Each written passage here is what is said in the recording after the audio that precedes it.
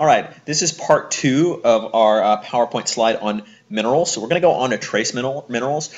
So trace minerals are minerals that are found in very small amounts in the body, and the ones we're going to go over are iron, zinc, and fluoride. Okay, so iron, the RDA for iron for women, for adult females, is 18 milligrams a day, and for adult males, it's only 8 milligrams a day. And the reason it's higher for women is that women lose some iron in their blood as part of their menstrual cycle every month. So they actually need more iron than men. Okay, so iron is part of the heme portion, or the oxygen carrying portion of red blood cells. So if you don't have adequate iron, then you don't have proper heme, and you can't carry enough oxygen on your blood. Iron is also very important for immune function.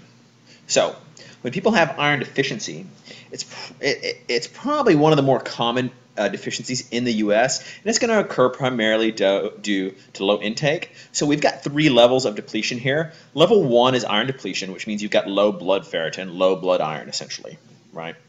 Level number 2 is iron deficiency erythropoiesis. So basically what this means is that you don't have proper red blood cells, and you're going to have decreased athletic performance for athletes. You may feel a bit tired.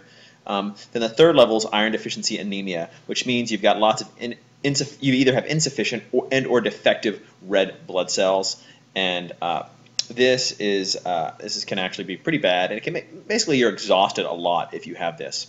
So this is something that actually is sometimes common in athletes, specifically female athletes, and also in distance runners. And the reason you get this in distance runners is that they get what you call foot strike hemolysis. And remember, lysis means break.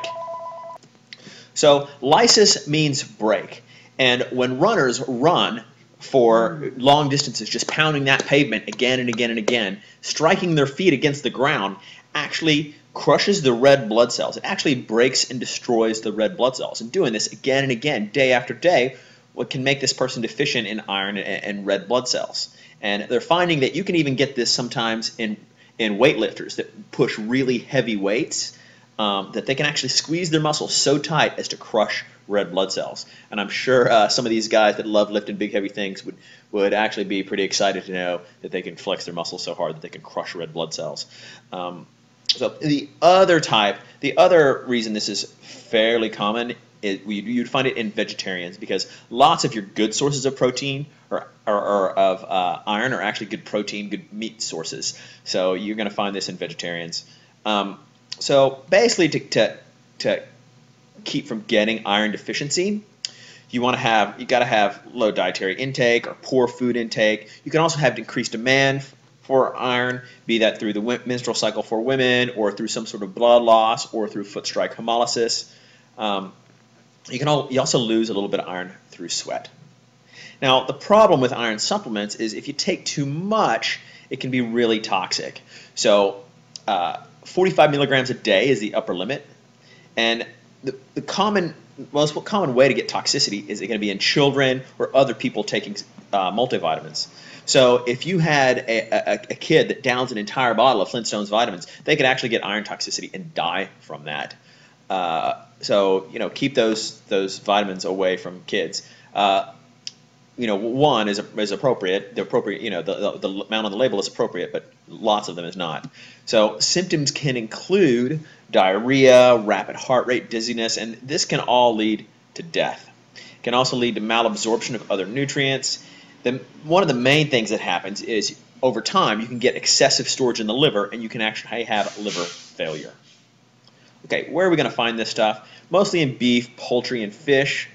We're going to find it in some soy, dried fruits, legumes, whole grains.